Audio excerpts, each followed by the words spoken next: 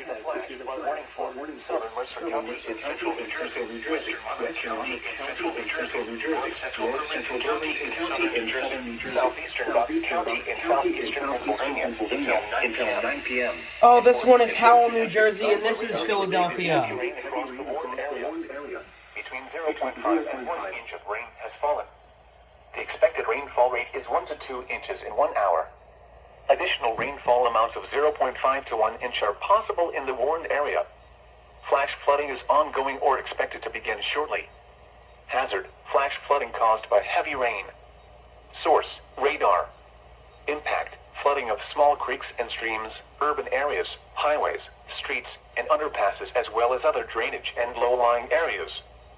Some locations that may experience flash flooding include Trenton, Ewing, Bordentown, Pennington, Yardley, Newtown, Tullytown, Allentown, Linghorn, Whitehorse, Mercerville, Hamilton Square, and Florence Roebling. Turn around. Don't drown when encountering flooded roads.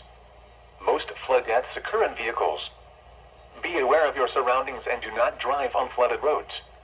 Please report observed flooding to local emergency services or law enforcement and request they pass this information to the National Weather Service when you can do so safely.